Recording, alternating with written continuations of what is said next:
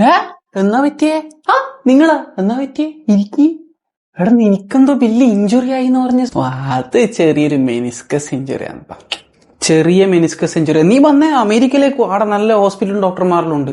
നിങ്ങള് പറയുന്നതൊക്കെ ചങ്ങായി സീനൊന്നുമില്ല. നിന്റെ ഇഞ്ചുറിനോടുള്ള പ്രണയം കുറച്ച് കൂടുന്നുണ്ട്. എടാ കളിക്കണ്ടേ നിനക്ക്? എടോ അതാണ് ഞാൻ പറയുന്നത്. ഞാൻ കളിക്കുന്നുണ്ട്. ഇന്നലെ ഒരു ഹാട്രിക് അടിച്ച്. എടാ പെസ്സില നിന്റെ പുതിയ കാർഡ് വരുന്നുണ്ടെന്ന് കേട്ടല്ലോ. പെസ്സിലല്ല ചങ്ങായി, സാന്റോസിന് വേണ്ടിട്ട് ഇന്നലെ ഹാട്രിക് അടിച്ച്. ഈ ഇഞ്ചുറി ഉള്ള കാലം വെച്ചിട്ടാ. വിശ്വാസം വരുന്നില്ല അല്ലേ? എന്നാ പിന്നെ അതിന്റെ മുന്നത്തെ കളി ഹോസ്പിറ്റൽ ബെഡിൽ നിന്ന് നേരെ പോയി കളിച്ചിട്ട് ടീമിനെ റിലിഗേഷൻ സോണിന്ന് രക്ഷിച്ചെന്ന് പറഞ്ഞാൽ നിങ്ങൾ തീരെ വിശ്വസിക്കൂലല്ലോ.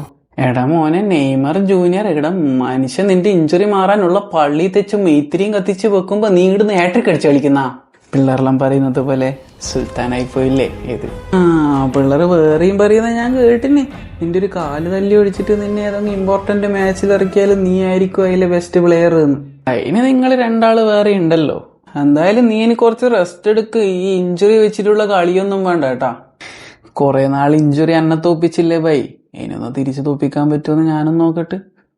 തീരുമാനിച്ചുറപ്പിച്ചു കഴിഞ്ഞാൽ പിന്നെ എന്നോടൊന്നും പറഞ്ഞിട്ട് കാര്യമില്ലല്ലോ.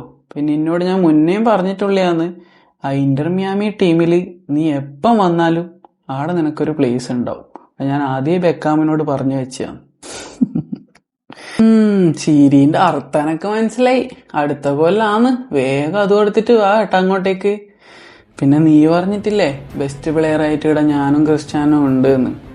ഞാൻ ചിലപ്പോൾ ആലോചിക്കലുണ്ട്, ഈ ഇഞ്ചുറി ഒന്നും ഇല്ലെങ്കിൽ നീ ചിലപ്പോൾ നമ്മളെ മുകളിലുണ്ടാവുമെന്ന്.